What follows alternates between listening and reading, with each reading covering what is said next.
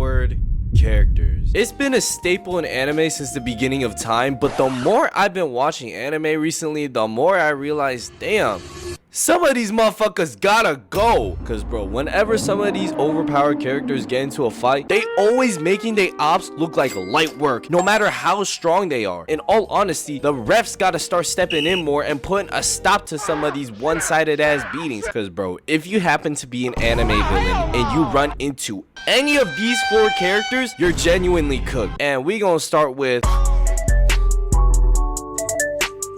Jinwoo. Is probably the most popular and recent addition to this trope of ain't nobody fucking with me and I look clean as hell whenever I do anything. Imagine you live in a world where everybody is set with is the power you will always have for the rest of your life. There's absolutely nothing you can do to change the amount of power you got. If you're born an S rank hunter, you'll always be an S rank hunter. If you're an E, you know you're getting high, you might as well just give up on all your dreams. You ain't doing shit to nobody. And these standards were true for everybody in the solo leveling verse, except for one man.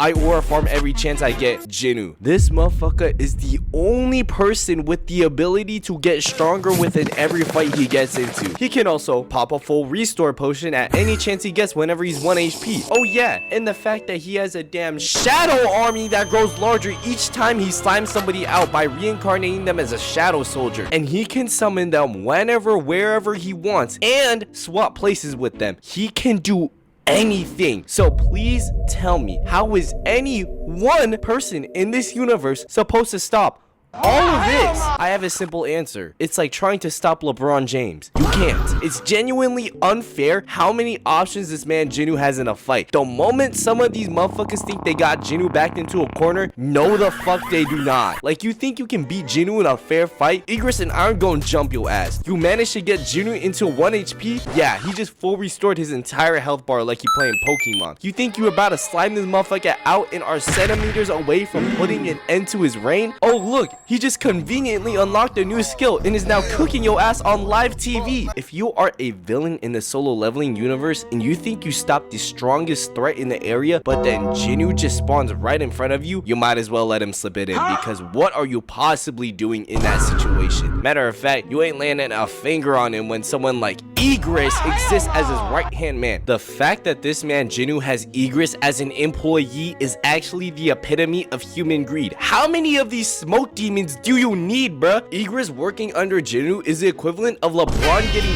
prime D Wade on the Lakers in 2025. And the thing that boggles my mind is that it doesn't even stop at him walking down the strongest motherfuckers in the entire solo chip. This motherfucker can pull damn near anybody in this show. Any single woman could see him and be like, oh my god, the way he just aura farms make me like, if you thought this motherfucker was only upgrading his army, combat skills, and strength, you'd be wrong. This man was also simultaneously leveling up his Riz game in the most unintentional way ever. As he was naturally leveling up his power as a hunter, this man somehow got taller and a more defined jawline that you could cut somebody's well done steak with that shit. Ref, what the fuck is this? And just the mere presence of him sends bitches into a frenzy. And probably the most extreme example of this shit is with this girl Chaeyeon. And you wanna know how this motherfucker pulled her? He did absolutely nothing. What ended up happening was this girl smelled him and she was like, oh my god,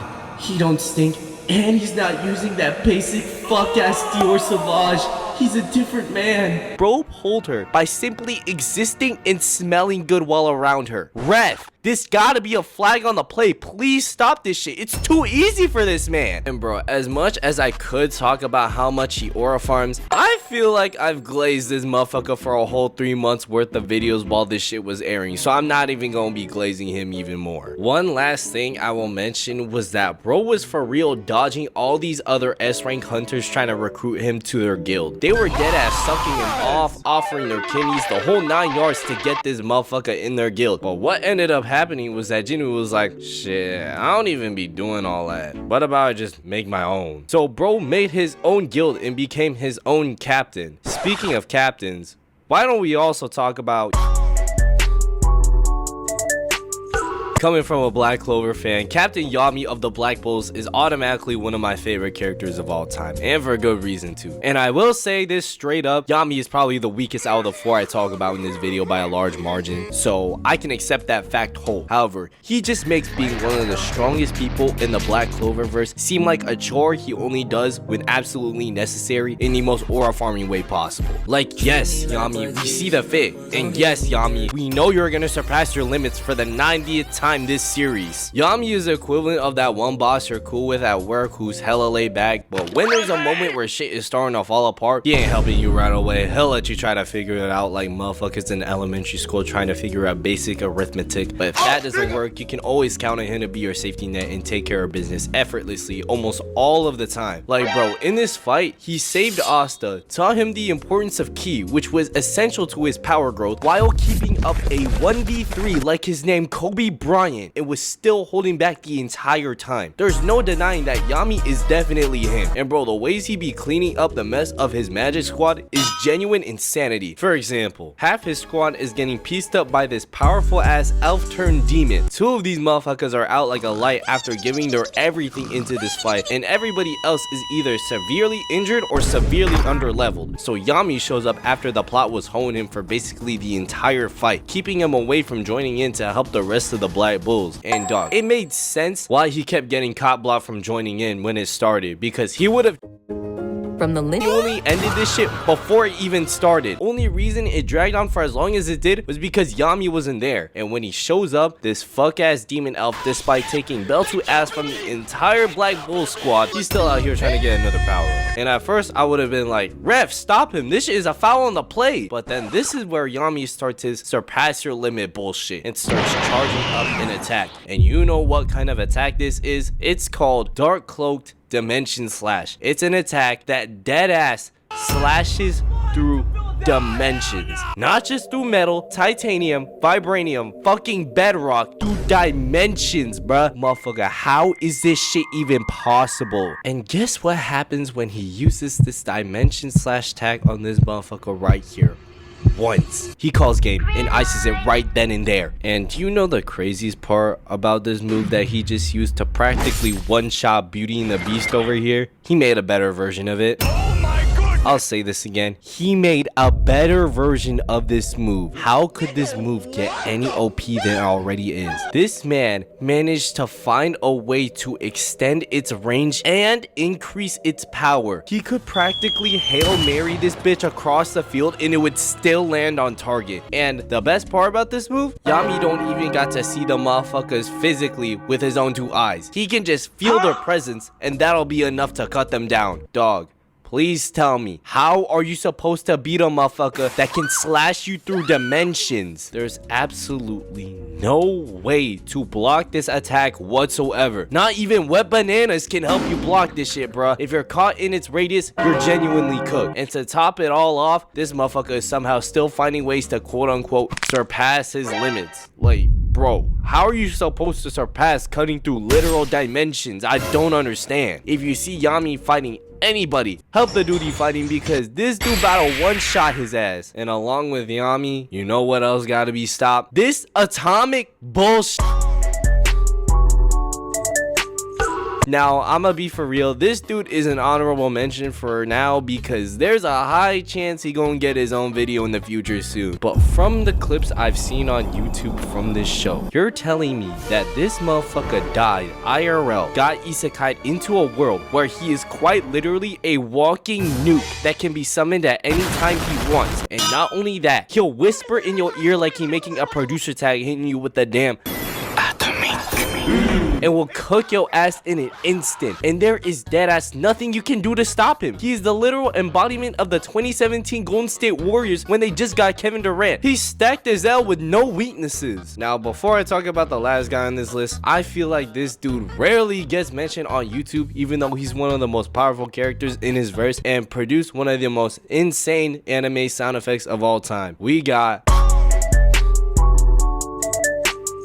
Now, I rarely see this man get a video on just him because, I mean, Shinra's the motherfucker who can go faster than the speed of light in this universe. And I love Shinra hella, but are we for real just gonna ignore the fact that this dude Benimaru currently holds the title of the strongest? He's deadass the Gojo of this universe in its current state. This man Benimaru can and will throw hands if need be. He will cook your ass and will do it without making a single expression on his face. For some context, Fire Force has 4 generations of pyrokinesis. Everyone who can use pyrokinesis is either 2nd, 3rd, or 4th generation. And damn near every person in this universe fits into one of these generations. But guess what? This motherfucker said, fuck the rules, I'ma be both the 2nd and the 3rd generation. And why this is a big deal is because each generation has a different type of pyrokinesis. The 2nd can control already existing fire, while 3rd generation can make their own fire. It's basically firebending from Avatar, but sold separately. But Benimaru, the outlier from this shit, possesses both fundamental types of pyrokinesis. And I'm not gonna lie, this is hella unbalanced. This shit more unbalanced than when the mechs first came out in Fortnite, dog. And throughout the entire series, in my opinion, the craziest feat this dude has done so far was make the entire Fire Force community eargasm in this one scene. So Benimaru is fighting this demon infernal that has been giving the Fire Force company some problems. So it was time for this dude to lock in and take care of him. So the demon infernal charges at him, and bro, peep this shit. He parries this motherfucker's every swing, being like, this motherfucker's so buns, and pushes his weak ass away. He dead ass fighting bro while looking like he's trying to figure out what he's gonna eat for dinner later. But this demon infernal had his hand ready on the trigger, wasting no time, and fired a blast of fire at him. But Benimaru splits that shit like the Red Sea and redirects it behind him as it explodes. This motherfucker is showing off elite defense. He got the goddamn Hall of Fame clamps in his bag. But this is when Benimaru started spearing this motherfucker with his broom and started blasting off like Jimmy Neutron, and just started going crazy on him, hitting all sorts of combos on him, up, down, left, right, ad combos. But this next part is probably what solidified him as a genuine threat on the field. Bro said to his vice captain, hey yo bro, my fault, but I'm gonna have to steal your bag real quick. And dog, just take a listen to this shit.